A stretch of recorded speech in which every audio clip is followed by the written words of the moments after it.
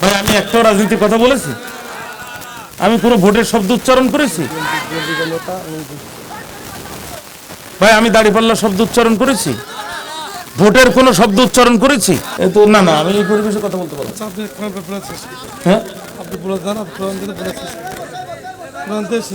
এটা কি পরিবেশ?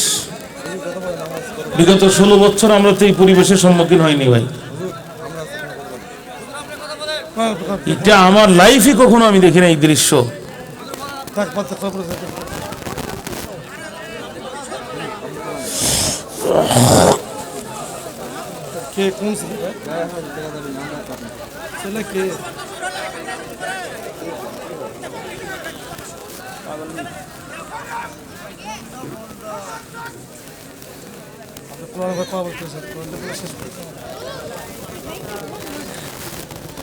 ভাইরা আমি তাহলে তো কি করবো, এই কমিটি করা? না না, এইভাবে চলে না। তা আপনারা কমিটির লোক, আমি এখানে কোনো ভোটের কথা বলেছি? আমি তো কথাই শুরু করিনি এখন। না না না, এটা ঠিক না। হুজুর আপনি অস করেন তো ঠিক না।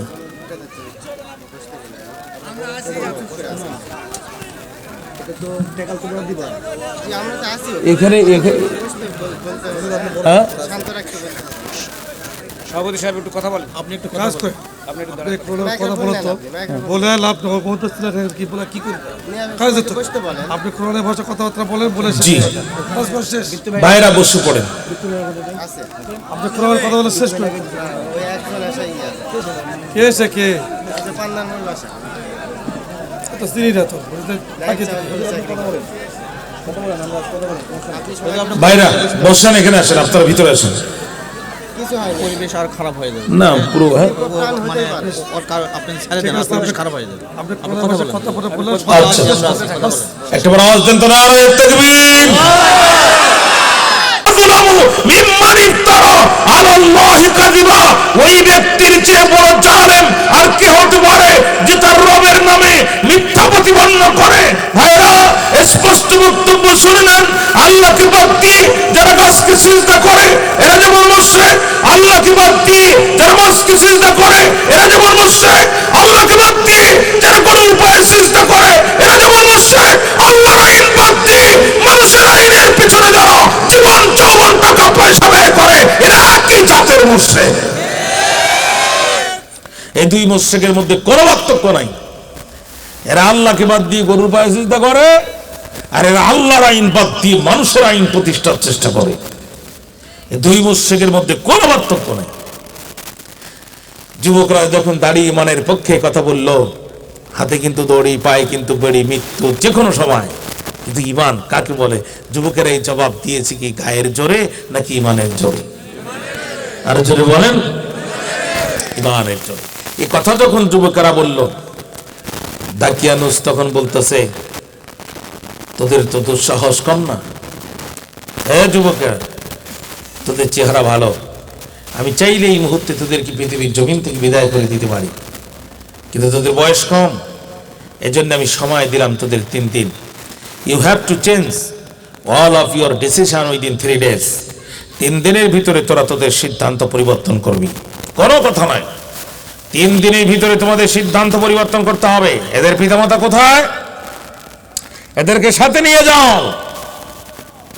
প্রথম দিন কেটে গেল, দ্বিতীয় দিন কেটে গেল, আগামীকাল সারেন্ডার করতে হবে। যুবকেরা তাদের ইমামের নেতৃত্বে এক জায়গায় হলো। ইমাম বোঝেন তো? ইমাম কিন্তু শুধু মসজিদে যারা নামাজ পড়ে তারা ইমাম না, এই সমাজের যারা দায়িত্বে তারাও ইমাম। মসজিদে যারা নামাজ পড়ে এরা হচ্ছে ইমামুল মসজিদ, আর সমাজের যারা দায়িত্ব এরা হচ্ছে ইমামুল মুজতামি, এরাও ইমাম। ইমাম যদি ভালো না হয় নামাজ কি ঠিক মতো হয়? এক লোক সৌদি আরব থেকে বাড়িতে আসছে, সাধারণ মানুষ কাজ করতো সেখানে, 5 বছর কাজ করার পর চিন্তা করলো শান্তাহারে বাড়ি যাব, কিন্তু রসুলের দেশ থেকে বাড়ি যাবো, একটা জুব্বা কি আর কিনে নিয়ে যাব না? তা কেমনে হয়? 20 রিয়াল দিয়ে এক জুব্বা কিনে নিয়ে আসছে। বেচারা 2 দিন রেস্ট করার পর তৃতীয় দিনের দিন মাগরিবের নামাজ পড়ার নিয়ত করছে। পড়ছে বিশাল জুব্বা, মাথায় দিছে টুপি, তার উপরে রুমাল, এর উপরে পড়ছে তাজ, বেচারার মুখস্থ সূরা নাস, আর পড়তে গেছে মাগরিবের নামাজ। আল্লাহর কি শান! ওই দিন ইমামও গেছে ছুটিতে, মুয়াজ্জিনও গেছে বেড়াইতে। এখন ইমামতির দায়িত্ব কার? পাঞ্জাবি ঝুললাম বাজার, আমাদের দেশে তো ইমামতির দায়িত্ব তার, ঠিক না? এখন লোকজন সবাই বলছে সামনে যাও, ও বলছো হুম, কারণ ও তো জানে আমার যা পুঁজি আছে এটি এক রাকাত চলবে, দ্বিতীয় রাকাতের পেট্রোল আমার কাছে নাই, ঠিক না? এখন ও বলছে লম্বা জুব্বা দেখলেই সামনে যাও, এতটাই ভাব। পিছন দিক থেকে মুসল্লি বলছে ভাব, তোমার জুব্বার যে ভাব, তোমার পিছনে ফেলে আমরা সামনে গেলে হবে মহাপাপ, সুতরাং তুমি দেও আর এক ধাপ। এখন ইমামও যায় না, মুসল্লিও শোনে না, রাকাতে সালাতে পাঞ্জাবি পরার ঠেলাতে আল্লাহু আকবার। প্রথম রাকাতে দাঁড়িয়ে সূরা ফাতিহার পরে সূরা নাসের দিছে টান, মুসল্লিকে জোড়াই গেল জান, যে মধুর টান, এই না হলে ইমাম, সৌদির ইমাম। ইমাম সাহেব মনে মনে কয়, তোমরা খুশি হচ্ছ ভাই, আমার তো পরের রাকাতে সোজা হয়ে দাঁড়ানোর পুঁজি নাই, কারণ এটা তো মাগরিবের নামাজ, মরো বছর 2 রাকাত জোরে পড়া লাগবে, ঠিক না? এ কোরআন যাদের কাছে নাই ওরা হচ্ছে জাতির 1 রাকাতের ইমাম। আরো আস্তে কোন কথা, আরো আস্তে বলেন। এরা শান্তির কথা বলতে পারবে, কিন্তু কোরআন ছাড়া শান্তি দিতে পারবে এমন মানুষের জন্ম পৃথিবীতে হয় নাই, কিয়ামত পর্যন্ত হবে না। বেচারা চিন্তা করলো কি করা যায়, বেচারা চিন্তা করলো কি করা যায়। 2 সিজদার মাঝখানে এক তাসবিহ পরিমাণ বসাও আজিব। ইমাম সাহেব অ্যাঙ্গেলে তাকিয়ে দেখে রেলিং এর যে ফাঁকটা, কোন রকম বাইর হবে মাথাটা, যদিও ছুলে যাবে পিঠটা, কিন্তু এই ছাড়া আর কোনো গতি নেই। দ্বিতীয় সিজদায় মুসল্লিদের ফেলে ইমাম সাহেব বীরের মতো রেলিং ভেঙে পালায়ন করল। 20 মিনিট হয়ে গেছে, ইমাম ওঠে না। আমরা যারা যুবক মানুষ, উনি 1 ঘন্টা সিজদায় থাকতে পারি, অসুবিধা নেই, কিন্তু আমাদের মুরব্বী চাচারা কি আর এতক্ষণ সিজদায় থাকতে হয় না? মুরব্বী চাচারা শুধু কাশে, মানে ওটা কাশি না, ইমামকে তোলার বাসি, কিন্তু ইমাম ওঠে না। শেষ পর্যন্ত এক চাচা বলি ফেললো, ইমাম সাহেব তুমি ওঠো বাপ, আমার উজু যায় যায় ভাব, তারপরে ওঠে না। আর এক চাচা বলছে জীবনে বহুত নামাজ পড়েছিলাম, বেকায়দায় তো কোনোদিন পড়িনি। আর এক চাচার পাশে ছোট্ট একটা পিচ্চি ছিল, চাচা ডাকতেছে খোকা, এই খোকা। পিচ্চি বলতেছে তুমি জানো না নামাজের মধ্যে কথা বলতে নি? বলছে তুই একটু মাথাটা উঁচু কর তো বাবা, তোর উপরে এখনো নামাজ ফরজ হয়নি, তুই মাথাটা উঁচু করে মেম্বারের দিকে শুধু একটাবার তাকিয়ে দেখ যে ইমাম মূল্য নাই, স্ট্রোক করলো, ও তো জীবিত থাকলে এতক্ষণ ওঠার কথা। ছোট্ট পিচ্চি মাথা উঁচু করে দেখে মেম্বার ফাঁকা, রেলিং ভাঙা, হাত তুলি বলছে ওঠেন কাকা, ওঠেন কাকা। সে মেম্বার ফাঁকা, মেম্বার ফাঁকা, কিয়ামত পর্যন্ত সিজদায় থাকলো, তোলার লোক নেই সামনে। সবাই উঠে মাথা হাত দিয়ে সর্বনাশ, এত সুন্দর পট্টি, এত সুন্দর তসবিহ, বক্তব্যের আগে বিসমিল্লাহ, বক্তব্যের শেষে ইনশাআল্লাহ, মাঝে মাঝে আলহামদুলিল্লাহ। এই দেখি ইমাম নিয়োগ করলাম, আর সেই ইমাম 20 কোটি মুসল্লিকে সিজদায় ফেলে পিছনের দরজা দিয়ে রেলিং ভেঙে হেলিকপ্টার উঠে দিল্লি যেয়ে বসে থাকলো। সুতরাং এবার আর এই কাজ করা যাবে না। এবার ইমাম যখন নিয়োগ করব, মসজিদ হোক আর সমাজ হোক, কোরআন নামক দাড়ি পাল্লায় তুলবো, রসুলের সুন্নাত নামক বাক্কা দিয়ে ওজন করব। যে ইমাম টিকবে ওর পিছনে যাব, যেটা টিকবে না ওকে তালাক দেব। তা না হলে মসজিদে যাব, নামাজ হবে না, সমাজের কঞ্চলি সন্ত্রাসী দর্শন ইত্যাদি বন্ধ হবে না, ঠিক না? 7 জন যুবক তাদের ইমামের নেতৃত্বে একত্রিত হয়ে গেল। কথা কি এ পর্যন্ত বুঝতে আপনাদের কোনো কষ্ট হচ্ছে? কিন্তু আমি অত্যন্ত আনইজি ফিল করতেছি, আমার জীবনে এত বিশৃঙ্খল পরিবেশে আমি কখনো আসিনি। দেখেন বহল তবিয়তে গল্প চলতেছে ভিতরে, বহল তবিয়তে গল্প চলতেছে, এত জোরে জোরে যে আমার কথা বলতে কষ্ট হচ্ছে, অত্যন্ত দুঃখজনক পরিবেশ। আল্লাহর কোরআন, সে কোরআন হযরত ওমর রাসূলকে হত্যা করতে গিয়েছিলেন, কিন্তু এই কোরআন শোনার পরে যে তরবারি দিয়ে রসুলকে জবাই করবেন, ওই তরবারি রসুলের কদমে রেখে ঈমান গ্রহণ করেছিলেন। দুনিয়া থেকে জান্নাতের টিকিট পেয়েছেন, ইসলামের দ্বিতীয় খলিফা হয়ে জান্নাতি মেহমান হয়ে দুনিয়া থেকে বিদায় নিয়েছেন। আর আবু জেহেল কোরআনের সাথে বেয়াদবি করার কারণে আজও তার বাড়িতে বাথরুম করা হয়। আজ খোদা খায় তৌফিকে আদব, বেয়াদব মাহরুমি আজ গাছতে ফজলে রব। শেখ সাদি বলছে আল্লাহ তুমি আমাকে ভদ্র হওয়ার তৌফিক দাও, কারণ অভদ্র তোমার রহমত থেকে বঞ্চিত। কোরআনের মাহফিলে এসে কথা বলার মতো এত চরম অভদ্রতা এই পৃথিবীর জমিনে আর হতে পারে না। আপনারা একটু একটা ঘন্টা একটু চুপ করে আমার দিকে তাকান, আমাকে কিছু কথা বলতে দেন। আর যদি বলেন না হুজুর দোয়া করেন, তাহলে আমি দোয়া করব। কেউ কোনো কথা বলবেন না।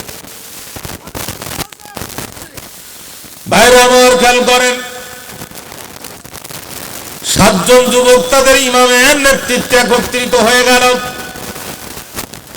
যুবকেরা ইমামের নেতৃত্বে একত্রিত হয়ে ডাক দিয়ে বলে, বন্ধু যা বলেছিলাম তাই, জীবন দেব কিন্তু ইমান দেব না। আগামীকাল আমরা দাকিয়ানুসের দরবারে হাজির হব, দাকিয়ানুসের দরবারে আমরা সারেন্ডার করব। দাকিয়ানুস আমাদেরকে হত্যা করবে, মাটির মধ্যে আমাদেরকে পুঁতে ফেলবে। কিয়ামতের দিন এই রক্তাক্ত জামা কাপড় নিয়ে আমরা আল্লাহর দরবারে হাজির হব, নিজেদেরকে শহীদ পরিচয় দেব, আর নবীদের আগে মাথা উঁচু করে আমরা আল্লাহর জান্নাতে প্রবেশ করব। আল্লাহু আকবার বললেন না? ঈমান কাকে বলে? ভাইরা আমার, আজকে যেমন আপনারা এই প্যান্ডেলটা চতুর্দিক থেকে ঘিরে ফেলেছেন, কিয়ামতের দিন আল্লাহ রাব্বুল আলামিন তামাম পৃথিবীর মানুষগুলোকে লোহার তামার ব্যারিকেডকে আটকায় ফেলবেন। আল্লাহ লোহার তামার ব্যারিকেডকে আটকায় ফেলবেন যখন ইব্রাহিম আলাইহিস সালামের মতো পয়গম্বররা থরথর করে কাঁপতে থাকবে, দাউদ আলাইহিস সালাম কাঁপতে থাকবে, ঈসা আলাইহিস সালাম কাঁপতে থাকবে, মুসা আলাইহিস সালাম কাঁপতে থাকবে। ওই দিন এক শ্রেণীর মানুষ আল্লাহর দরবারে উঠবে, একদিন আল্লাহর দরবারে উঠবে। ওই দিন এক শ্রেণীর মানুষ আল্লাহর দরবারে উঠবে।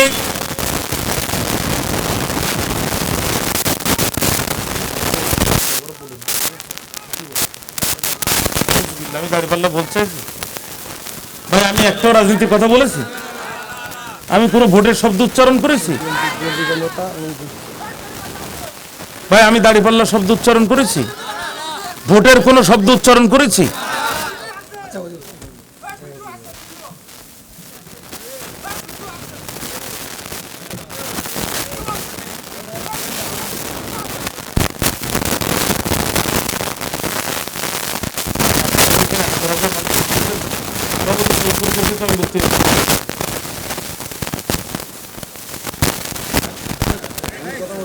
না না, আমি এই পরিবেশে কথা বলতে পারবো। আপনি হ্যাঁ, আপনি বলে দেন, আপনি কোরআন দিলে বলে শেষ।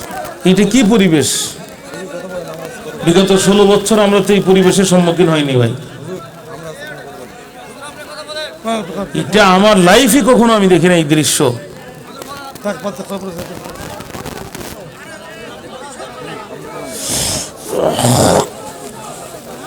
কে কোন ছেলে কে?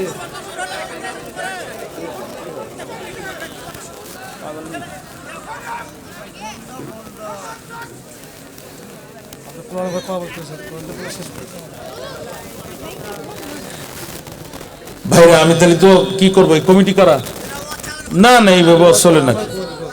তা আপনারা কমিটির লোক, আমি এখানে কোনো ভোটের কথা বলেছি? আমি তো কথাই শুরু করিনি এখন। না না না, এটা ঠিক না। হুজুর আপনি ওয়াজ করেন তো ঠিক না।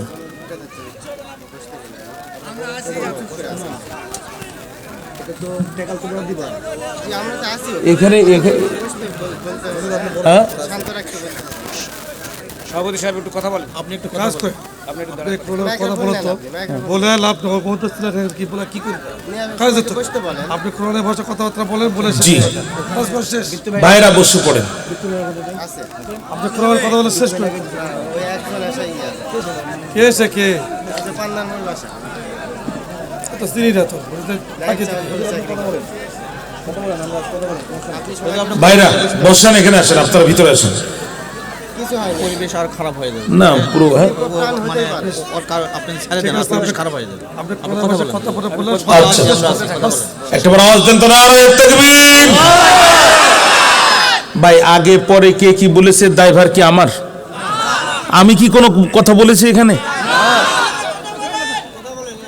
আগে পরে কে কি বলেছে না বলেছে, দায়ভার তো আমি নিতে পারবো না। আমি কি বলছি আপনি সেটা বিচার করেন। বসেন, ভিতরে বসে যান। আল্লাহ পাক কবুল করুক, আল্লাহ পাক কবুল করুক। ভিতরে ঢোকেন, আপনারা গেট থেকে ভিতরে ঢোকেন। ভলেন্টিয়ার কই আপনাদের? আপনাদের ভলেন্টিয়ার কোথায়? আপনার এই লোকগুলো ভিতরে ঢুকায় দেন। আপনি শুরু করতে সংক্ষিপ্ত করে দেন, শেষ করে দেন। হ্যাঁ, ওটাই ভালো। তাই না? হ্যাঁ, আমার আগে আপনি যেটা বলতে চাচ্ছেন বলে দিয়ে আপনারা বলে শেষ করে দেন। আমার ভাইয়েরা মনোযোগ আছে আমার দিকে আপনাদের? আলোচনা চলবে। কারা কারা একটু দুটো হাত তোলেন তো, হাত দুটো এভাবে মুষ্টি মারেন তো, এবার ক্লোজ করেন। আমি যখন তাকবীর দিব দুটো হাত উপরের দিকে দিবেন, নারে তাকবীর। বুখারীর হাদিসে এসেছে তাকবীর দিবেন মুষ্টি মেরে, আবার ক্লোজ করেন। এই সুযোগে 15 বছর আগে এক মুরব্বী একটা থাবা মারছিল, আবার তার পিছন দিকে বাধাই দিন না, একটু আবার মুষ্টি বাঁধেন, বাঘের মতো মুষ্টি বাঁধেন। নারে তাকবীর। হাত নামান, তাকান আমার দিকে, আমার দিকে তাকান। যারা দাঁড়িয়ে আছে এদেরকে একটু আপনি বসতে বলেন, তাহলে দাঁড়ানো ভাইয়েরা কোরআনের সম্মান রক্ষা করেন, বসে পড়েন। একজনও দাঁড়ায় থাকবেন না, বসেন। দাঁড়ানো পায়রা বসেন। কথা শুরু করে দিন। আপনাদের কি মনে আছে 7 জন যুবক দাঁড়ায় গেল? প্রথম দিন কেটে গেল, দ্বিতীয় দিন কেটে গেল, আগামীকাল স্যারেন্ডারের দিন। আজকে তারা সবাই একত্রিত হয়ে গেল।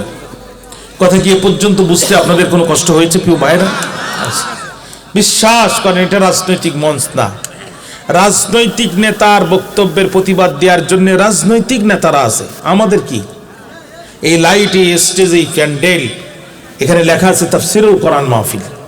আমরা তো রাজনৈতিক নেতাদের মতো আপনাদের সামনে কথা বলবো না। আমাদের কি দায়িত্ব পড়েছে? আমরা কোরআন থেকে আপনাদের সামনে কথা বলবো। আমরা যখন নিরপেক্ষ মানসিকতা নিয়ে বসে আছি, আপনাদের এরকম নিরপেক্ষ মানসিকতা নিয়ে বসতে হবে। আর আপনি যদি বাড়িতে নিয়ত করে আসেন যে আমার যে কোনো কায়দায় বিপদে ফেলবেন, তাহলে সেটা আপনার চরিত্র। মুসাফির মানুষ, দোয়া কবুল হওয়ার ওয়ারেন্টও আছে, গ্যারান্টিও আছে। খুব সাবধান। বহুত বড় বড় মাস্তান আল্লাহর কোরআনের সাথে বেয়াদবি করার কারণে ট্রাকের তলে পড়ে মাটির সাথে মিশে গেছে। দোয়া না নিতে পারেন, কারোর বদদোয়া নেবেন না। খুব সাবধান, খুব সাবধান। আমি আর কথা লম্বা করবো না, গেটটা পরিষ্কার করেন, ভিতরে ঢুকে পড়েন। আল্লাহর কোরআনে ভয় যদি থাকে ঢুকে পড়েন। এখন আপনারা 3টা তাকবীর দিবেন জোরে জোরে। শয়তান অন্তত 20 কিলোমিটার দূরে যায়। একটাবার আওয়াজ দিয়ে বলেন তো আল্লাহু আকবার। বাঘের মতো হুঙ্কার করে আরো একবার বলেন আল্লাহু আকবার। সিংহ সাদুল্যের মতো চিৎকার করে বলেন আরো একবার আল্লাহু আকবার। তাকান এবার আমার দিকে। ওয়াজ যায় আধা ঘন্টা কম করতাম, এখন আরো 1.5 ঘন্টা বেশি করবো। আল্লাহুম্মা আমিন। তাকান এবার আমার দিকে, খেয়াল করেন। আপনারা এই সমস্ত, আমার মাথায় কোনো মার্কা নাই, আমি কোনো মার্কার কথা বলার জন্য এখানে আসিনি। একটা বড় আমি শব্দই উচ্চারণ করব না। আমার আগে কি বলেছে পরে কি বলেছে এই দায়ভার আপনি কোন কমন সেন্স আমার উপরে চাপাবেন? আমি কি বলেছি এইটা আপনি দেখেন। ভাইরা আমার, বক্তব্য লম্বা করার সুযোগ নাই, খেয়াল করেন। যুবকরা বলল, বন্ধু কালকে সারেন্ডার করার দিন, আমাদের সামনে সিদ্ধান্ত 2টা। 1 নাম্বার সিদ্ধান্ত হচ্ছে শাহাদাতের জীবন, 2 নাম্বার সিদ্ধান্ত হচ্ছে আত্মগোপন। চলো বন্ধু চলো, কালকে আমরা 7 জন দাকিয়ানুসের দরবারে আমরা হাজির হই, সারেন্ডার করি। জালেম দাকিয়ানুস প্রকাশ্য দিবালোকে আমাদেরকে ফাঁসির কাস্টে ঝোলায় মারবে, অথবা আমাদেরকে দাকিয়ানুস ধরে শুলের উপরে চড়ায় দেবে, রক্তমাখা জামা কাপড় দিয়ে আমাদের মাটির মধ্যে পুঁতে ফেলবে। কিয়ামতের দিন এই রক্তমাখা জামা কাপড় নিয়ে আমরা আল্লাহর দরবারে হাজির হব, নিজেদেরকে শহীদ পরিচয় দেব, আর নবী রাসূলদের আগে হেঁটে হেঁটে জান্নাতে প্রবেশ করব। আল্লাহু আকবার জোরে বলতে মন চায় না? ঈমান কাকে বলে? এই এখানে আবার কি হচ্ছে? এই মিয়া, এই এই এখানে কি মিয়া? ওখানে মানুষ চিল্লায় মাহফিল নষ্ট করছে, সেখানে কিছু করতে পারো না, এনে এসে চিল্লা। যত সব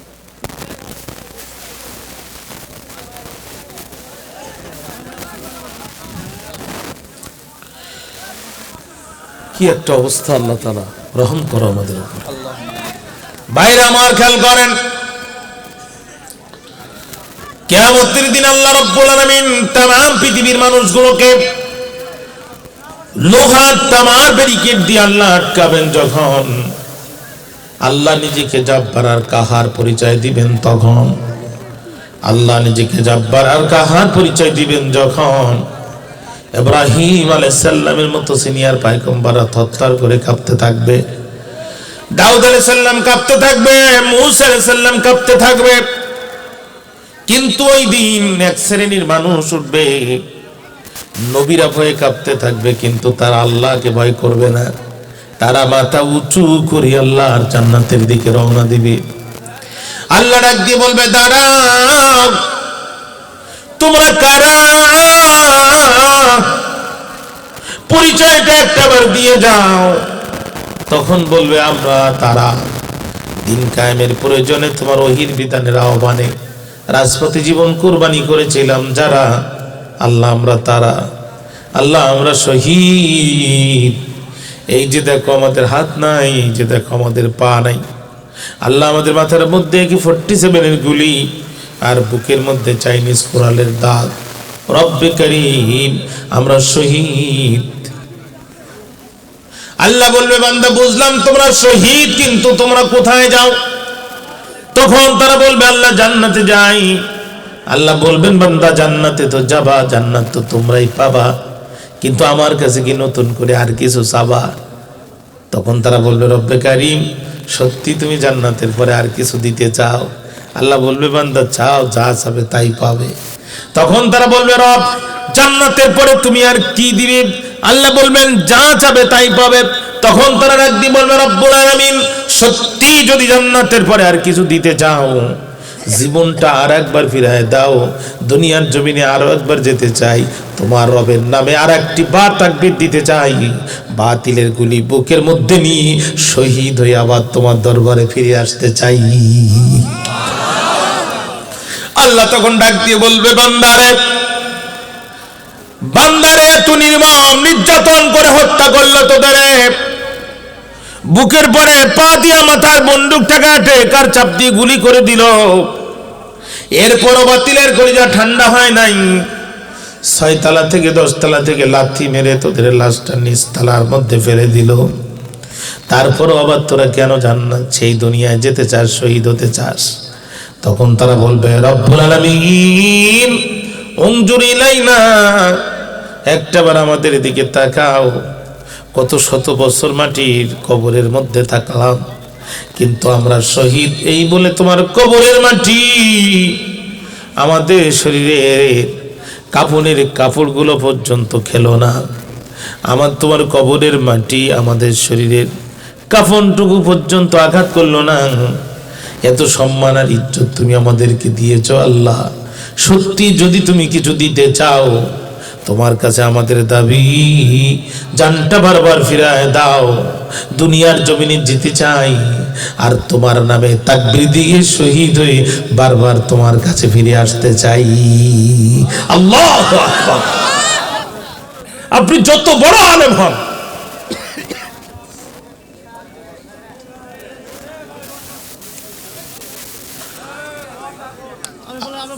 আপনি যত বড় আলেম হন, যত বড় মুহাদ্দিস হন, যত বড় মুফতি হন, যত বড় মুফাসসির হন, দিনের যত বড় খাদেম হন, আপনি মারা যাওয়ার পরে আপনাকে কবরে থাকতে হবে, মিজান ফুলসিরাত পাড়ি দিতে হবে, আল্লাহর কাছে একা একা যে আপনাকে হিসাব নিকাশ পেশ করতে হবে, তারপরে আপনাকে জান্নাতে যেতে হবে। কিন্তু আপনি যদি শহীদ হয়ে যান, মালাকুল মউত আজরাইল আলাইহিস সালাম আপনার জানটা বের করবে আর সরাসরি আল্লাহ জান্নাতের ভিতরে ছুরি মারবে। সুবহানাল্লাহ বললেন না? আল্লাহ তুমি এই শাহাদাতের মৃত্যু আমাদের তকদিরে লিখে দাও। যে মুসলমান শাহাদাতের মৃত্যু কামনা করে, দুনিয়ার কোন শক্তিকে সে মুসলমান পরোয়া করতে পারে না। যুদ্ধ চলছে, যুদ্ধের ময়দানে একজন কাফির আসলো, রাসূলকে বলল, ইয়া রাসূলুল্লাহ, ইয়া হাবিবাল্লাহ, ওগো নবীজি, আমাকে কালেমা পড়ায় দেন। আল্লাহ রাসূল কালেমা পড়ায় দিলেন। মুসলিম সাহাবী মুসলমান হয়ে গেল। একটু আগে সে ছিল কাফের, এখন সে মুসলমান। ডাক দিয়ে বলছে, নবীজি আমি কি করব? আল্লাহ রাসূল সাল্লাল্লাহু আলাইহি সাল্লাম বললেন, তোমার হাতে কি তরবারি আছে? হুজুর তরবারি আছে, কিন্তু ভাঙ্গা কাজ হয় না। নবী কয়, ভাঙ্গা তরবারি নিয়ে যুদ্ধের ময়দানে নামো। নাও মুসলিম সাহাবী ভাঙ্গা তরবারি নিয়ে যুদ্ধের ময়দানে নামলেন, কাফেরদের আঘাত করলেন। এক পর্যায়ে কাফেরদের আঘাতে নিজেও শহীদ হয়ে গেলেন।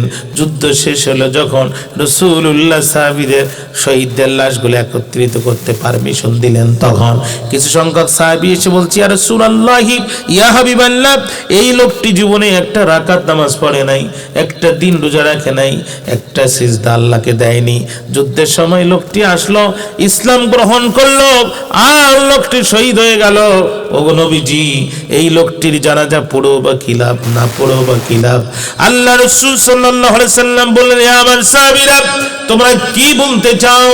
সাহাবীরা বলল, হুজুর, আল্লাহ এবং তার রাসূল ভালো জানেন, কিন্তু আমাদের কেন জানি মনে হয় এই লোকটি জাহান্নামী। বিশ্বনবী ডাক দিয়ে বলছেন, খবরদার সাহাবীরা, সাবধান, এই কথা দ্বিতীয়বার উচ্চারণ করবা না। তোমরা সাক্ষী দিচ্ছ লোকটি জাহান্নামী, আমি আব্দুল্লাহর বেটা মুহাম্মদ রাসূলুল্লাহ সাক্ষী দিচ্ছি লোকটি জান্নাতি। আল্লাহ আল্লাহ শাহাদাতের মৃত্যু তুমি আমাদের তকদিরে লিখে দাও। আমাদের যে ভাইরা কোরআন বোঝে না, আল্লাহ ওদের কলিজা নরম করে দাও, ওদের কলিজার ভিতরে তুমি কোরআনের মহব্বতকে বিজয় করে দাও। অহুদ যুদ্ধ শেষ হয়ে গেল যখন, মনোযোগ আছে আমার দিকে আপনাদের? অহুদ যুদ্ধ শেষ হয়ে গেল যখন নবীজি আমার লক্ষ্য করে দেখলেন, তখন একজন মহিলা আল্লাহ রাসূলকে দূর থেকে ইশারা দেয়। আল্লাহ নবী তার কাছে গেলেন, মহিলাটি ডাক দিয়ে বলছি, ইয়া রাসূলুল্লাহ, আমি আপনার চাচি আম্মা,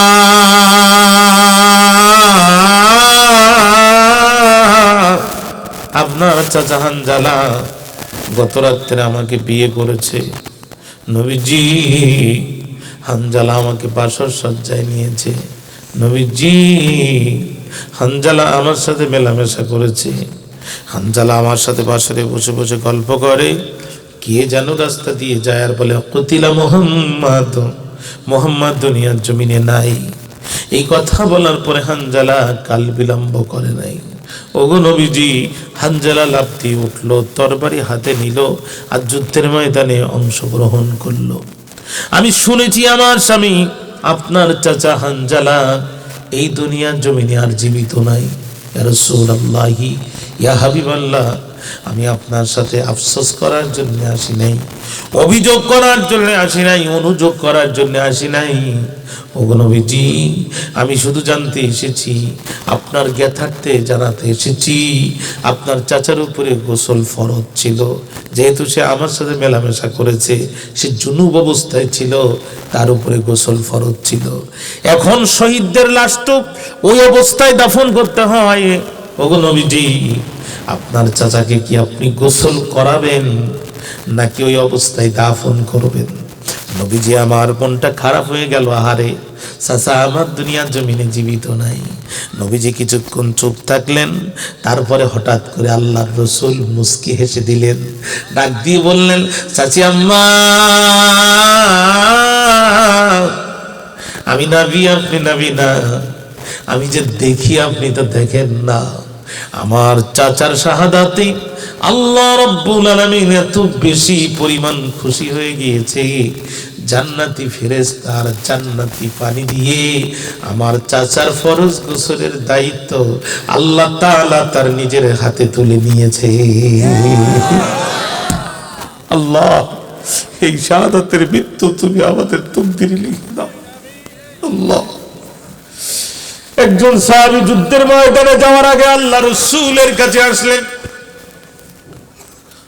বয়স তো আর কম হলো না, আমার তো তেমন সামান নাই, কেমনে মিজান পলছে রাত পাড়ি দিব। নবী গো, দোয়া করে দেন, আজকে যেন আল্লাহ আমাকে শহীদ বানায়া জান্নাতে নিয়ে নেয়।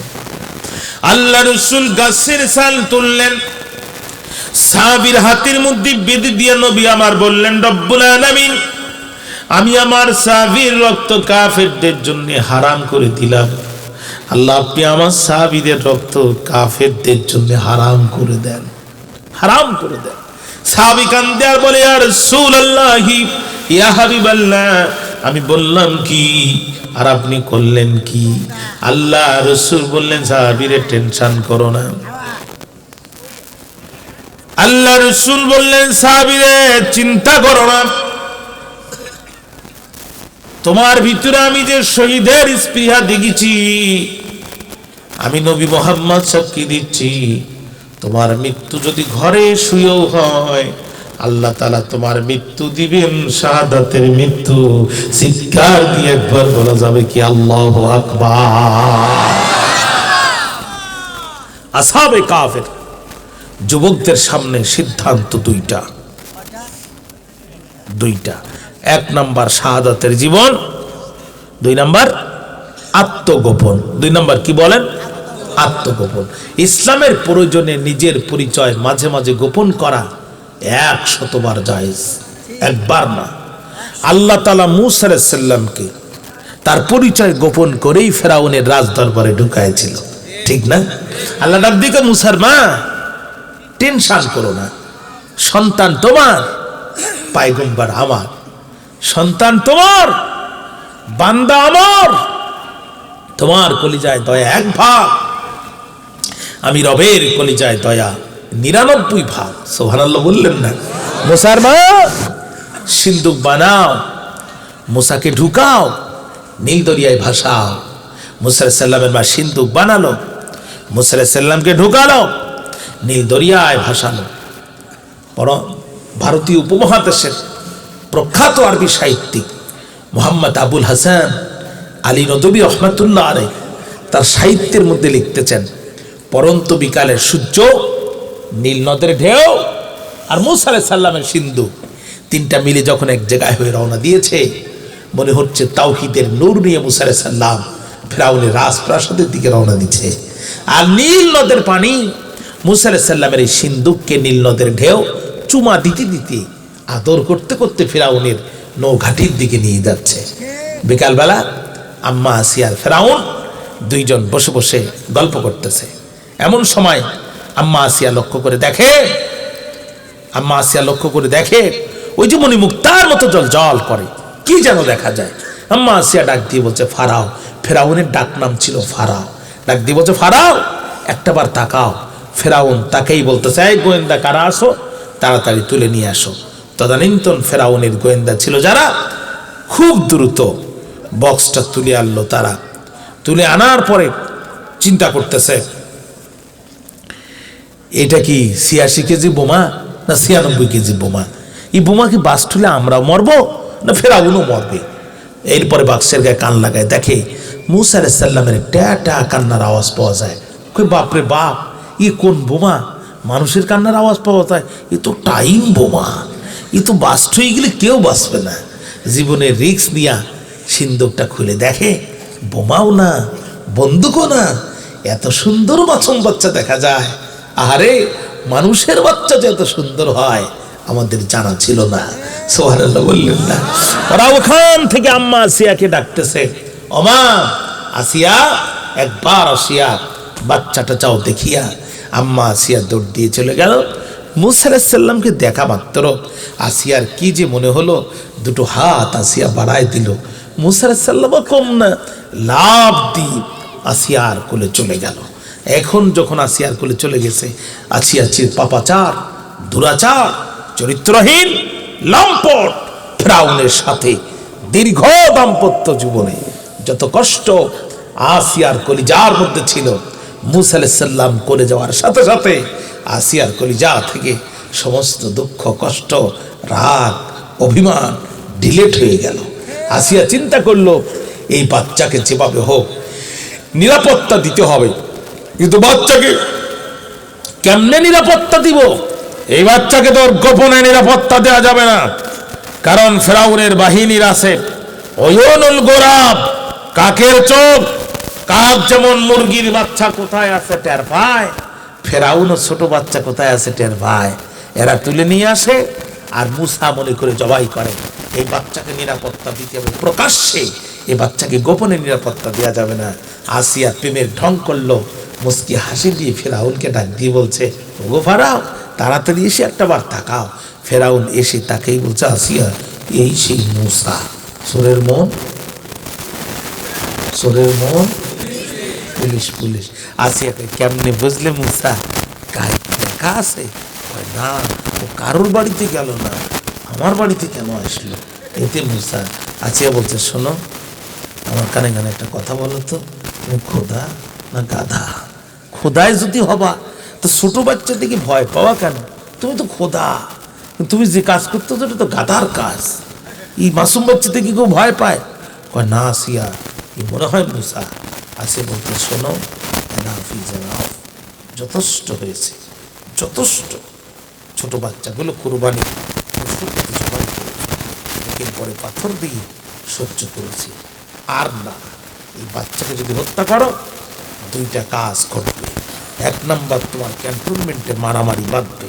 কারণ ক্যান্টনমেন্টে যারা অফিসার, সেনাবাহিনী, এরা শুধু ফেরাউন তোমার না, গোপনে গোপনে আমারও অনেক ভক্ত ওখানে আছে। এই বাচ্চা মারার সাথে সাথে ক্যান্টনমেন্ট থেকে মারামারি হবে। এক নাম্বার ক্যান্টনমেন্টের মারামারি, দুই নাম্বার তোমার সংসারের গোষ্ঠী মারি। তোমার সংসার আর করব না। যে জালেম ছোট মাসুম বাচ্চা জবাই করে, এই জালেমের ঘর করা যায় না। বলছে, আসিয়া তুই আমার ছেড়ে যাস না। আসিয়া কয়, তাহলে এই বাচ্চা মারতে পারবা না। উমজুর ইলাইহি, একটাবার তার দিকে তাকাও আর বলো তো দেখি, এই বাচ্চা কি মারার মতো বাচ্চা? এই বাচ্চাকে দেখলে জবাই করতে মন চায়। ফেরাউন তাকেই বলছে, আসিয়া আমার চোখ ঠান্ডা হয়ে গেছে। ফেরাউনই যখন বলছে আমার চোখ ঠান্ডা হয়ে গেছে, জবাবে আসিয়া যে কথা বলেছে, আসিয়ার মুখের কথাকে আমার আল্লাহ কোরআনের আয়াত বানায় দিয়েছে। সূরা কাসাস খোলেন বন্ধু, কোরআন তো জীবনে পড়ার সুযোগ হয়নি। বিড়ি টানতে টানতে আর গাঁজা খাইতে খাইতে জীবন শেষ। কোরআন কবে দেখবো আর কবে চিন্তা করব। কোরআন তো পড়ার সুযোগ হয়নি। ও 14 পুরুষই কেউ 3টের বেশি সূরা জানে না, বাপও জানে না, দাদাও জানে না। কথা বুঝেন নাই? মাতবাড়ি করতে করতে লাইফ শেষ হয়ে গেছে। কোরআন আর কবে পড়বো, হাদিস আর কবে শুনবো? গাঁজা খেয়েই সময় পাই না। হ্যাঁ, সূরা কসাস খোলেন, আল্লাহ বলছে, কুররাতু আইনুল লি ওয়া লাকা। ও ফেরাউন, আসিয়া বলতেছে, ও ফেরাউন, আমার চোখও ঠান্ডা, তোর চোখও ঠান্ডা। লা তাকতুলুহু, এই বাচ্চাকে তুই করিস না হত্যা। আল্লাহ কয়, মুসার চেহারা ভালো করে দিয়ে এমন ইশারা দিয়ে দিয়েছি, এখন আসিয়াও খুশি, ফেরাউনও খুশি। বুঝতে পারল না পরিচয় গোপন করে এই সুযোগে আমি আল্লাহ কাকে ঢুকিয়েছি। সুবহানাল্লাহ বললেন না? তাহলে আল্লাহ যদি মূসা আলাইহিস সালামের পরিচয় গোপন করে ফেরাউনের দরবারে ঢুকাতে পারে, দেশকে বাঁচানোর জন্যে, মানুষকে উদ্ধার করার জন্যে, ইসলামের ভাবমূর্তি ধরে রাখার জন্যে, আমার নওজোয়ান যুবকেরা কেন পরিচয় গোপন করে ইউনিভার্সিটিতে ঢুকতে পারবে না? কথা বলেন, খেয়াল করেন। কথায় কথা বলে, জালে বাড়ে ঘি। বহু কথা মাথায় আসছে, আমি করব কি? যে ভয়ঙ্কর জায়গায় আসছি, এখন নেমে বাড়ি যেতে পারলি বাসি। কথা বলছেন তো? যাই হোক, কথা লম্বা করবো না, 11:30 বেজে গেছে। আমি শেষ করে দিই নাকি বাবা? হ্যাঁ হ্যাঁ, না না বাবা, যথেষ্ট হয়েছে। সব জায়গায় ওয়াজ হয় না বাবা। ও ফেরেশতা দিয়ে ওয়াজ করালো কাম হবে না, জায়গা আমার বোঝা হয়ে গেছে। এখন খেয়াল করেন, আমার দিকে তাকান। এখন ফেরাউন বলছে, আসিয়া কি করবা? আসিয়া বলতেছে, বাচ্চা মারা যাবে না। কয় ঠিক আছে, তাহলে আসিয়া বাচ্চা তোমার দায়িত্বে রাখো, কিন্তু একটু খেয়াল রেখো, ই যেন বড় হয়ে মূসা না হয়। কথা কি বুঝতে পেরেছেন? এখন ফেরাউন বলছে, আসিয়া একটু আমার কাছে দাও। আসিয়া বলছে, কেন? কয় একটু আদর করব। আসিয়া কয়, কাফেরের বাচ্চা কাফের, তোর কলিজায় আদর আছে? তোর কলিজায় যদি আদর থাকতো তাহলে তুই এই বাচ্চাগুলো জবাই করতে পারতিস। কয় না, একটু আদর করব। ফেরাউন মূসা আলাইহিস সালামকে নিয়ে বলছে, কোথায় তোমার বাড়ি, কোথায় তোমার ঘর, কোন মা তোমার ভাষায় দিল নীল দরিয়ার পর?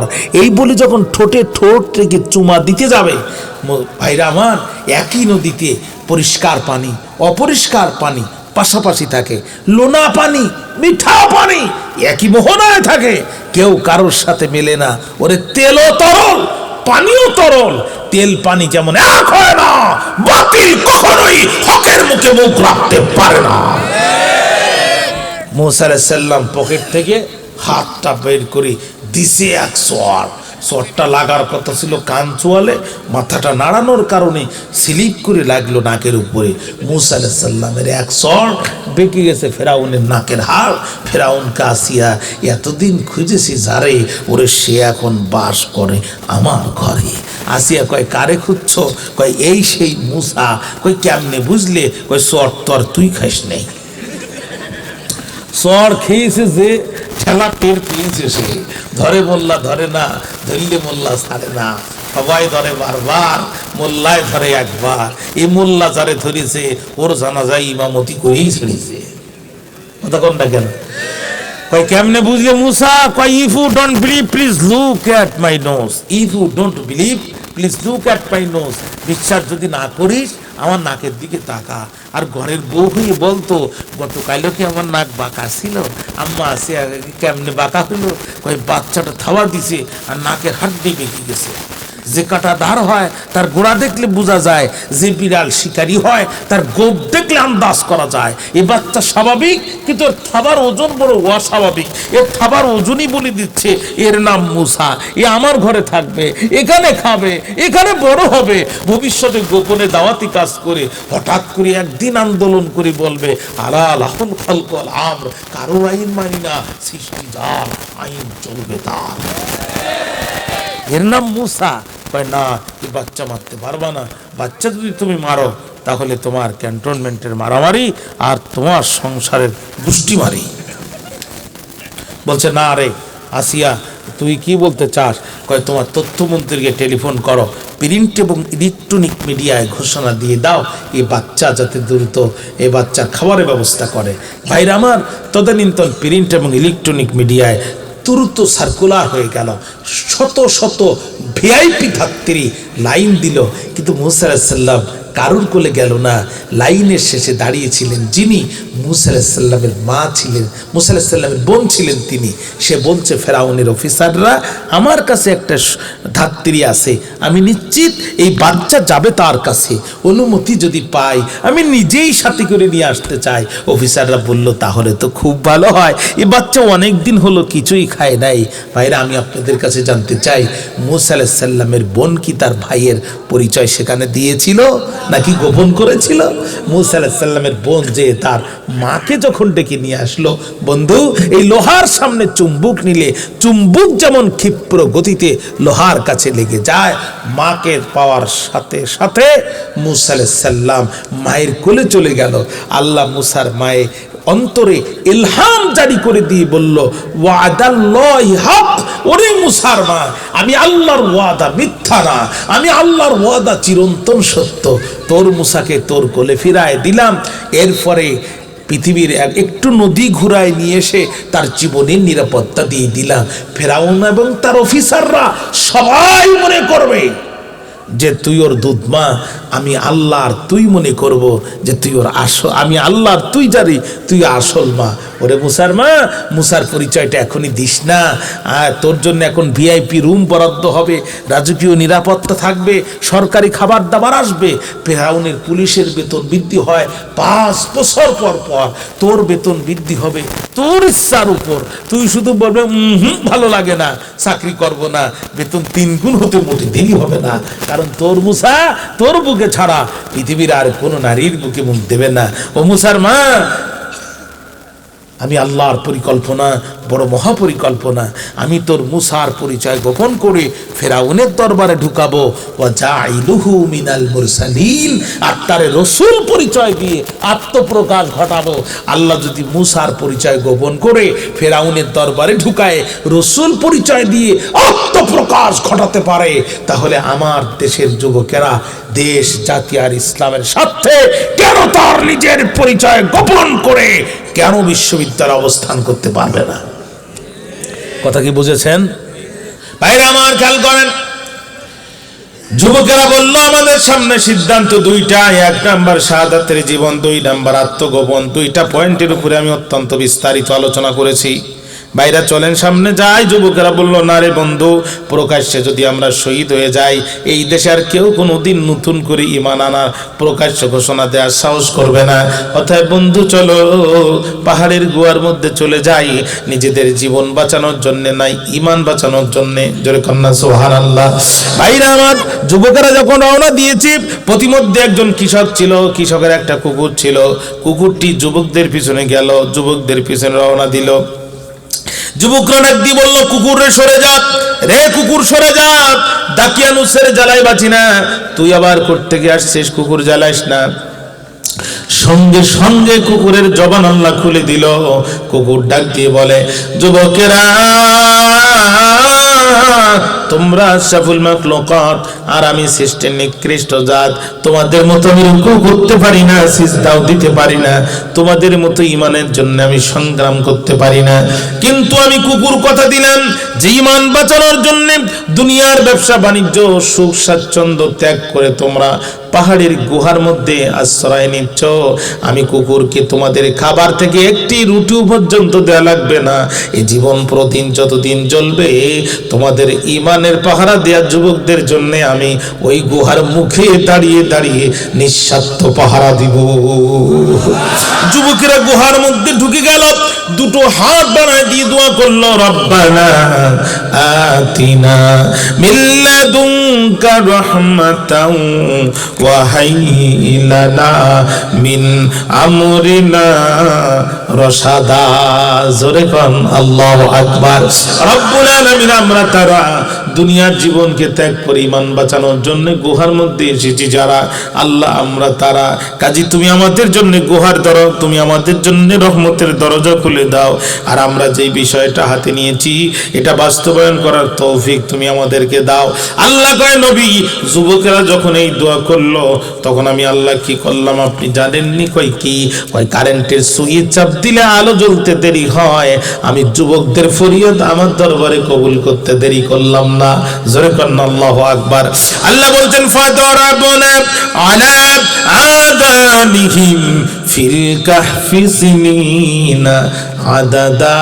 আমি যুবকদের কর্ণকুহরের মধ্যে সিল মেরে দিলাম, কান কি বন্ধ করে দিলাম, দুনিয়ার কোনো আওয়াজ কানের মধ্যে গেল না।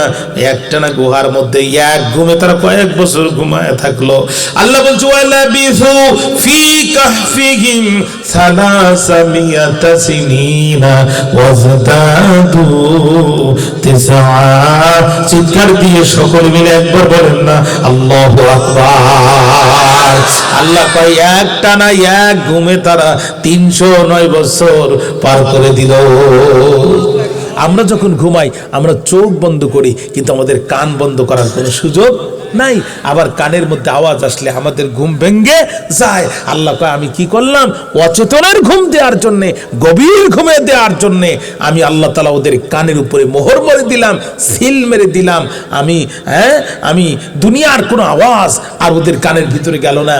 ওরা এক ঘুমে 309 বছর পার করে দিল। সুবহানাল্লাহ বললেন না নবী? যুবকেরা তো গুহার মধ্যে ঘুমাবে, যুবকেরা তো গুহার মধ্যে ঘুমাবে, কিন্তু সূর্য তো উঠবে। সূর্য উঠবে যখন গুহার মধ্যে আলো যাবে তখন, আর গুহার মধ্যে আলো যাবে যখন যুবকদের ঘুম ভাঙবে তখন। এই জন্য আমি আল্লাহ কি করলাম আপনি জানেন? কয় কি? আমি সূর্যকে বলে দিলাম, সূর্য রে আজ আর সোজাসুজি ওঠা যাবে না, আজ যখন উঠবা তখন একটু ডান পাশ দিয়ে হেলে উঠবা, আবার যখন অস্তমিত হয়ে যাবে একটু বাম পাশ দিয়ে হেলে অস্তমিত হয়ে যাবে, যাতে আমার ইমানদার যুবকদের ঘুমের কোনো ডিস্টার্ব না হয়। চিৎকার দিয়ে একবার বলা যাবে কি আল্লাহু আকবার। আল্লাহর কাছে আকাশের মর্যাদা বেশি নয়, আল্লাহর কাছে সূর্যের মর্যাদা বেশি নয়, আল্লাহর কাছে জমিনের মর্যাদা বেশি নয়, আল্লাহর কাছে সবচেয়ে বেশি মর্যাদা একজন ইমানদারের মর্যাদা। জোরে কন্যা সুবহানাল্লাহ। আল্লাহ কয়, নবী যুবকেরা তো গুহার মধ্যে ঘুমাবে, কিন্তু পাহাড়ের মাটির গর্তের মধ্যে পোকামাকড় মশামাছি যুবকদের যাতে না কামড়াতে পারে এই জন্য আমি আল্লাহ তাআলা কি সিদ্ধান্ত নিলাম আপনি জানেন? কয় কি? কয় নবী গো, আমি ওদের চোখের মধ্যে ঘুম দিলাম, কিন্তু চোখগুলো আমি খোলা রেখে দিলাম। ওয়া তাহসাবুহুম আইকাযান ওয়া হুম রুকুদ, আপনি দেখলে মনে করবেন যে ওরা জাগ্রত, অথচ ওরা ঘুমন্ত। ওরা ঘুমিয়ে আছে কিন্তু চোখগুলো চেয়ে আছে। মাটির কোনো পিঁপড়া পোকামাকড় ওরা মারা গেছে এই ভেবে 309 বছর একটা কামড় যাতে না দিতে পারে, এজন্য আমি আল্লাহ চোখের মধ্যে ঘুম দিলাম কিন্তু চোখগুলো খোলা রাখলাম। জোরে একবার বলেন না আল্লাহু আকবার। নবী, এই 309 বছর যদি ওরা ডান কাতে ঘুমায় তাহলে ডান হাত প্যারালাইজড হয়ে যাবে, ডান পা অবশ হয়ে যাবে, নষ্ট হয়ে যাবে। আবার যদি বাম কাতে ঘুমায় বাম হাত প্যারালাইজড হয়ে যাবে, বাম পা প্যারালাইজড হয়ে যাবে। এজন্য আমি আল্লাহ কি করলাম আপনি জানেন? কয় কি? কয় ওয়ানুকাল্লিবুহুম যাতাল ইয়ামিনি ওয়া যাতাশ শিমাল, আমি আল্লাহ 309 বছর আমার রহমতের হাত দিয়া যুবকদের ডান থেকে বামে আর বাম থেকে ডানে আমি আল্লাহ নিজেই পাশ ফিরাই দিয়েছি। আল্লাহু আকবার বললেন না? কি জাতের ঈমান থাকলে পরে আল্লাহ আপনার আমার মতো একজন মানুষ ঈমান আনার কারণে আল্লাহ তাদের ঘুমের মধ্যে ডান থেকে বামে বাম থেকে ডানে আল্লাহ নিজেই পাশ ফিরাই দিয়েছে। সুবহানাল্লাহ বলতে মন চায় না? দাকিয়ানো সারা হাতে সেই রেড অ্যালার্ট দিয়ে চিরুনি অভিযান দিয়ে খুঁজলো। চিরুনি অভিযান বোঝেন তো? উকুন কামড়াবে বাম পাশে, চিরুনি দেবে ডাইন পাশে, ঘটনা ঘটবে রাজশাহীতে আর গ্রেপ্তার হবে আপনাদের আদমদিঘিতে, ঠিক না? চিরুনি অভিযান, চিরুনি অভিযান দিল কিন্তু কোথাও পেল না। দাকিয়ানুস বুঝতে পারলো যে যুবকেরা গুহার মধ্যে পালাচ্ছে। তখন দাকিয়ানুস বলতেছে, এই সেনাবাহিনীর প্রধান ডান পাশে দাঁড়াও, পুলিশের প্রধান বাম পাশে দাঁড়াও, আর কি আমি নিজে যে যুবকদের ধরে ধরে ফাঁসির কাছে ঝুলাবো। আল্লাহ নবী অত সহজ না, কারণ ওয়াকালবুহুম বাসিতুন যিরাইহি বিল ওয়াসিদ, ওদের যে কুকুরটা ছিল ওই কুকুরটা গুহার মুখে দুই হাত দুই দিকে দিয়ে, দুই পা দুই দিকে দিয়ে, গলাটা লম্বা করে, জিভটা বাইর করে, দাঁতটা খেঁচি মেরে এমন কায়দায় শুয়ে আছে নবী। এই দৃশ্য যদি আপনি দেখতেন আপনি ভয় পেয়ে পিছন দিকে পালাতেন, আপনি আতঙ্কগ্রস্ত হয়ে যেতেন। সুবহানাল্লাহ বললেন না? দাকিয়ানুস প্রথমে ঢুকেই দেখে কুত্তার যে অবস্থা, ভিতরে যদি আমি ঢুকি তাহলে একটা বাঘ থাকবে না এর কোনো নিশ্চয়তা আছে?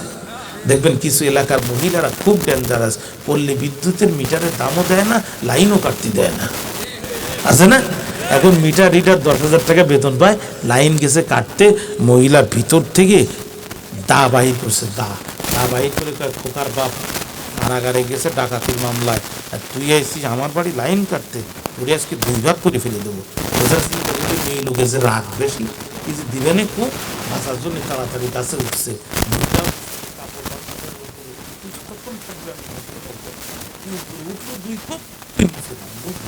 ঠিক না? এখন চিন্তা করতেছে মিটার দাকিয়ানুস যে শুরুতেই কুকুরের যে অবস্থা, আমি যদি সামনে যাই আর একটা বাঘ, এ তো সামনেও যেতে পারবো না, পিছনেও আসতে পারবো না, কি করা যায়? এই আমি তো তোদেরকে মারতে পারলাম না হাতে, তোদের মারবো ভাতে, গুহার মুখ আটকায় দাও যেন কোনোদিন যুবকরা এই গুহা থেকে আর না বেরোতে পারে। আমি আর বক্তব্য সামনের দিকে যাব না। না না, সভাপতি সাহেব অনেক আগে সিগন্যাল দিছে, সভাপতি অনেক আগে সিগন্যাল দিছে। আমি শোনেন, আমি বগুড়ায় আসি 17 বছর। কত বছর? 2008 সাল থেকে একটানা 17 বছর।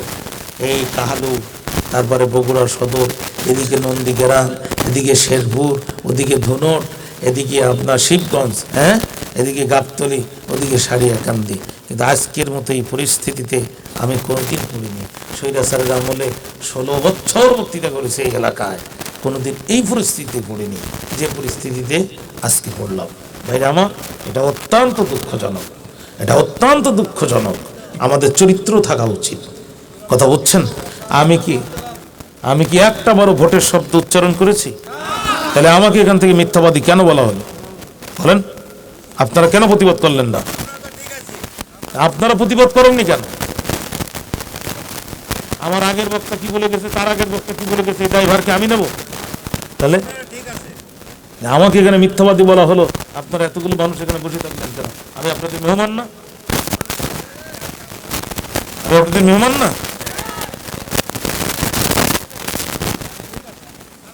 আপনারা কি মনে করছেন দেশটা আপনারা করছেন কামাই আর আমরা দেশের ঘর জামাই? আমরা দেশের ঘর জামাই? টুপি মাথায় দিছি বলে নাগরিক তো আপনাদের হাতে জমা দিছি। হ্যাঁ,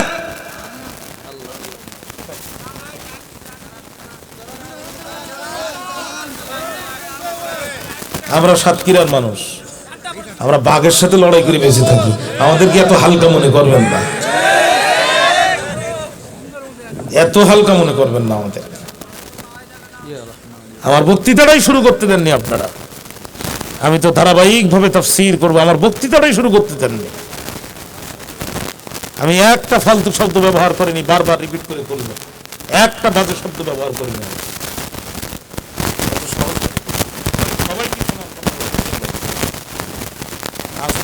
রাজনীতির লোকজন দেবে, আমরা কেন সব বলতে যাব? আমরা যদি কোরআন হাদিসের উপরে কোনো আঘাত আসে আমরা বলবো সেটা কোরআন এবং হাদিসের দলিল দিয়ে, এটাই আমাদের দায়িত্ব।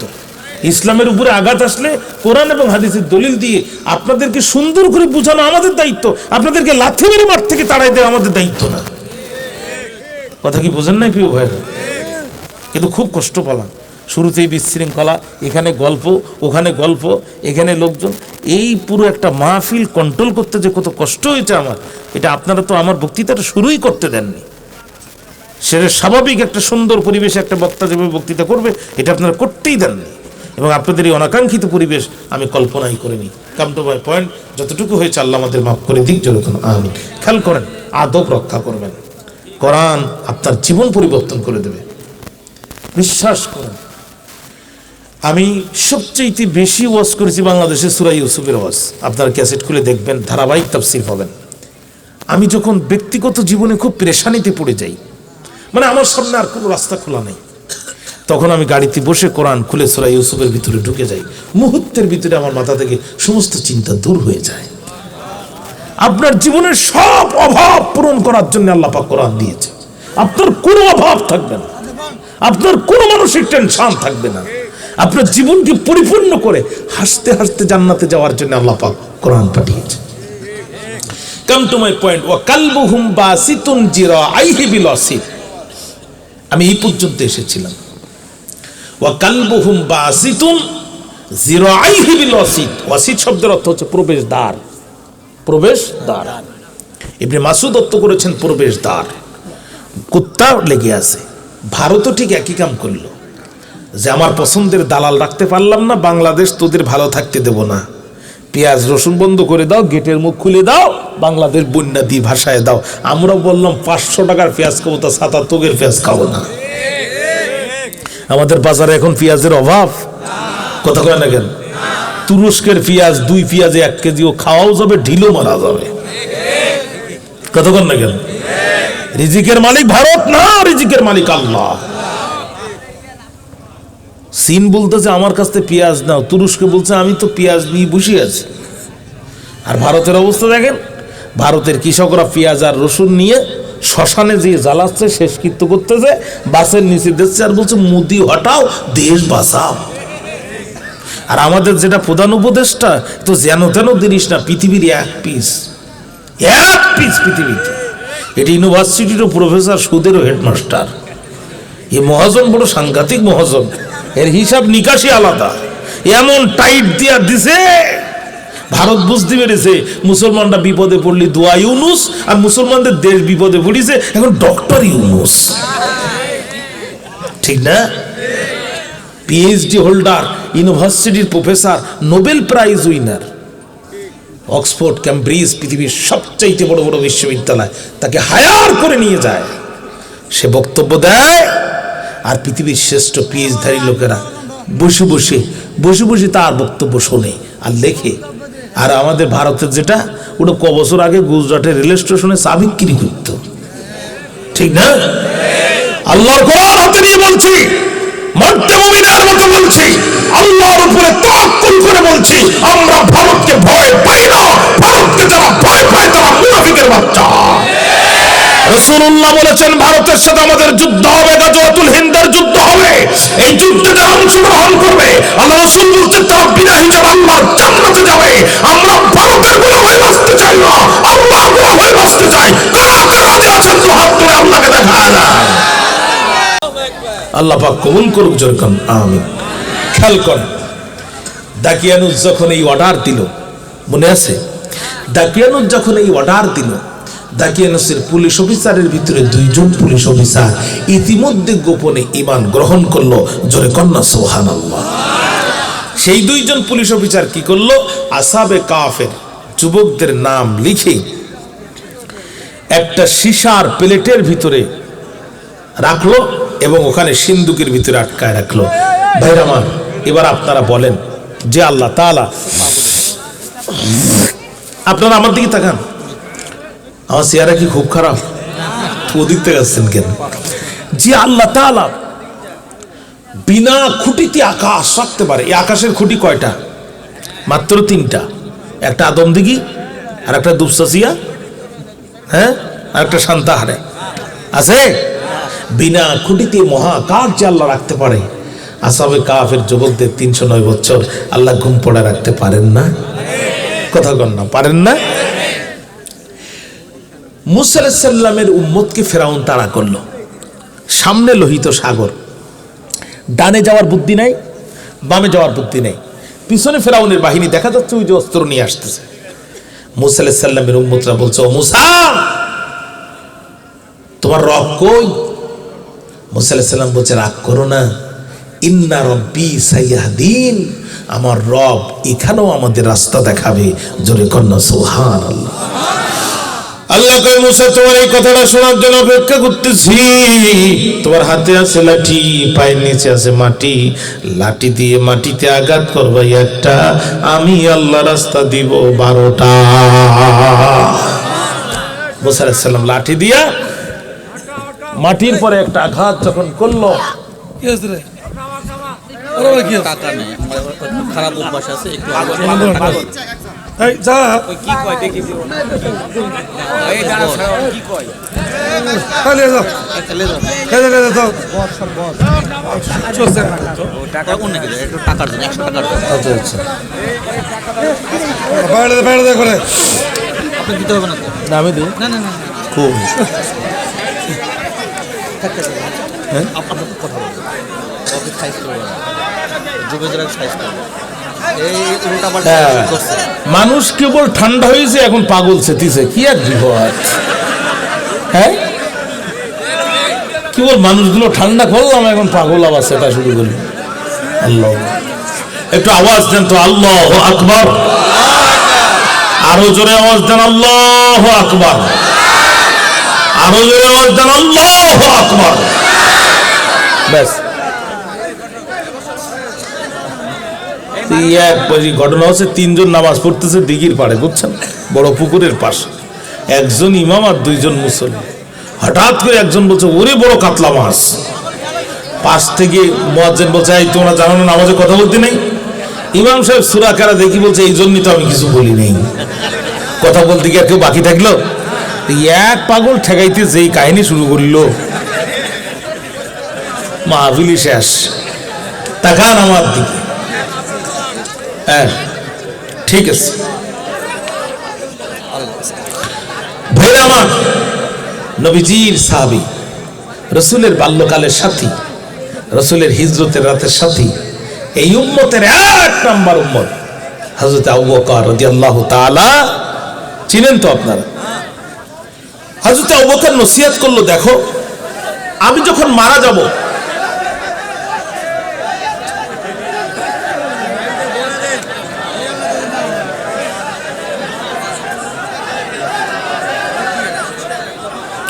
ভাই কি হলো, আর সম্ভব না। আচ্ছা, এরা কালেকশনের কথা বলছো, কালেকশন আছে? কি করছে, কি করে ডাক্তার সব সাহেব এই তো দেখ, ডাক্তার দেখে বলতে চাই এটা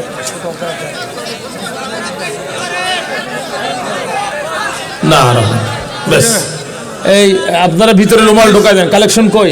একা হিসাব কে আছে? এই আপনাদের কমিটি কোথায়? পয়সা লাগবে। এই কালেকশনের লোকজন কই? ঠিক আছে, তাহলে করো তোমরা। কি লাগ ربنا ظلمنا أنفسنا وإن لم تغفر لنا وترحمنا لنكونن من الخاسرين ربنا لا تزغ قلوبنا بعد إذ هديتنا وهب لنا من لدنك رحمة إنك أنت الوهاب ربنا إننا سمعنا مناديا ينادي للإيمان أن آمنوا بربكم فآمنا فاغفر لنا ذنوبنا وكفر عنا سيئاتنا وتوفنا مع الأبرار গুনারিশা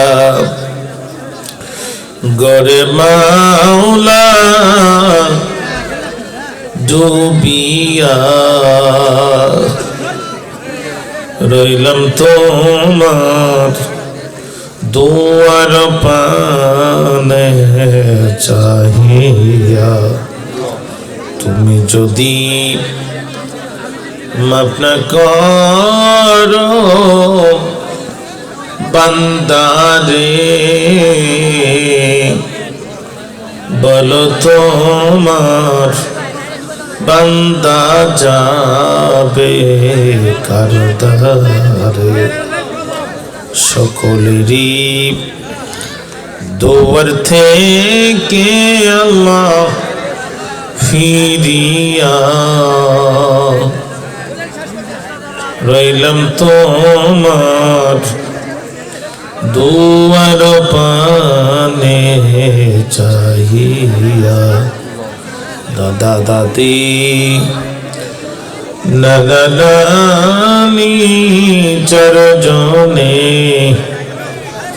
আব্বায়াম্মা বিবি বাচ্চা সন্তানে যত মুমিন মুসলমান ঈমানদার মাফ করে দাও ও গো আল্লাহ পরোয়ার আদর কো রিয়া মানুষ তুমি বানাইয়া কেমনে দিবা জাহান্নামে ফেলিয়া যত গুনাহ করলাম আল্লাহ গোপনে মাফ করে দাও সকল গুনাহ নিজ গুণে যত গুনাহ করলাম আল্লাহ যৌবনে মাফ করে দাও সকল গুনাহ নিজ গুণে আল্লাহ রাত যত গভীর হয়ে যায় পৃথিবীর অফিস আদালত গুলো বন্ধ হয়ে যায় কিন্তু তোমার আসমানের অফিস আর আদালত গুলো কখনোই বন্ধ হয় না তুমি ডাকো আর বলতে থাকো বান্দারে উদুনি আস্তাজিব লাকুম আমাকে ডাকো বান্দা আমারে ডাক আমি তোদের ডাকে সাড়া দেব আমি মাওলা পাক আয় আল্লাহ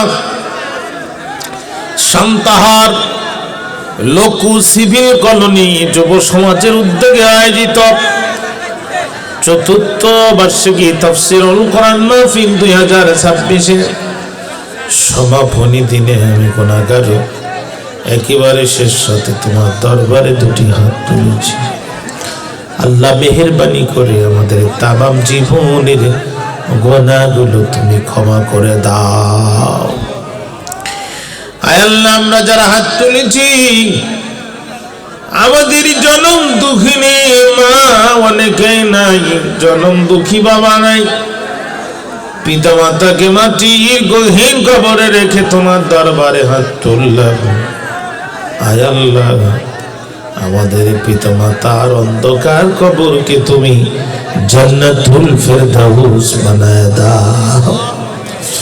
রব্বিরহামহুমা কামা রাব্বায়ানি সগীরা রব্বিরহামহুমা কামা রাব্বায়ানি সগীরা। আল্লাহ আমাদের মধ্যে যারা অসুস্থ তারা সুস্থ করে দাও, কন্যাদায়গ্রস্তদের কন্যাদায় থেকে মুক্ত করে দাও, ঋণগ্রস্তদের ঋণ থেকে মুক্ত করে দাও। আল্লাহ অভাবীদের অভাব দূর করে দাও, বস্ত্রহীনদেরকে বস্ত্র দিয়ে দাও। আল্লাহ তাআলা মেহেরবানি করে হসপিটালে যারা কান্দে, অসুস্থ অবস্থায় যারা কাতরাচ্ছে, রব্বুল আলামিন মেহেরবানি করে তাদেরকে শিফায়ে কামেলা আদিল দান করে দাও। আলো নাই রে, বাতাস নাই রে, অন্ধকার বন্ধু নাই রে, বান্ধব নাই রে, বন্ধুদার। অন্ধকার কবরে আমাদের যাদের পিতামাতা রব্বুল আলামিন আমাদের পিতামাতার অন্ধকার কবরকে তুমি আলোকিত করে দাও। ছোটকালে ডান পাশে প্রসব করে দিয়েছি মা জননী, বাম পাশে নিয়েছে, বাম পাশে প্রসব করে দিয়েছি মা জননী, আমার বুকের মধ্যে নিয়েছে। 60টি রাত নিজে থাকার পরে আমাদেরকে শুকনা জায়গা দিয়েছে। আজ ওই মামাটি গহীন কবরে আল্লাহ আমাদের পিতামাতার কবরকে তুমি সাপ দিও না, বিচ্ছু দিও না, জাহান্নামের আযাবে গ্রেফতার করো না। আল্লাহ আমাদের পিতামাতার কবরকে তুমি জান্নাতুল ফেরদাউস বানায় দাও। আল্লাহ রাব্বুল আলামিন এলাকার ফসলাদি বৃদ্ধি করে দাও। এই ভাইয়েরা যারা মাহফিলের আয়োজন করেছে, খালিদ বিন ওয়ালিদের মতো, তারিক বিন জিয়াদের মতো, মোহাম্মদ বিন কাসিমের মতো কবুল আর মঞ্জুর করে নাও। ইয়া রব, মেহেরবানি করে আমাদের ফরিয়াদ ফিরায় দিও না। এতক্ষণ যদি আমরা দুনিয়ার কোনো কাজ করতাম, যদি রিক্সাও চালাতো কেউ, 200 টাকা নিয়ে বাড়িতে যেত, এই কনকনে শীতের রাতে আয় আল্লাহ তোমার কোরআনকে যারা সম্মান জানিয়ে কোরআন শুনলো, হিদায়াতের মালা তুমি তাদের গলাতে পরায়া দাও। দুনিয়া এবং আখিরাতের সমস্ত অভাব দূর করে দাও। মন থেকে দোয়া এসে যায়, আয় আল্লাহ সভাপতি আলহাজ মামুনুর রশিদ মুকুল সাহেব, আল্লাহ বড় ভদ্র মানুষ, আল্লাহ তার হায়াতের মধ্যে বরকত দাও, জীবনের গুনাহগুলো মাফ করে দাও, তার পরিবারের উপরে খাস রহমত নাজিল করো। অনেকগুলো দায়িত্ব তার উপরে, আল্লাহ দায়িত্ব পালন করার তৌফিক দাও। আয় আল্লাহ আমার ভাই মাওলানা তোহা বিন জহুরুল ইসলাম, মাওলানা আব্দুল্লাহ বিন সালাম এবং আয় আল্লাহ তাআলা আজকের মাহফিলের সম্মানিত উপস্থাপক কাজী নজরুল ইসলাম সাহেব সহ আয় আল্লাহ আমরা যারা হাত তুললাম, মসজিদের সম্মানিত ইমাম, আল্লাহ আমাদের সকলকে তুমি কবুল আর মঞ্জুর করে নাও। বিশ্ববরেণ্য মুফাসসির কোরআন আল্লামা দেওয়ার হোসেন সাইদি রহমাতুল্লাহ আলাইহি যদি আজ জীবিত থাকতেন, তিনি মাহফিল ওয়াজ করতেন আর আমরা মাটিতে বসে বসে শুনতাম।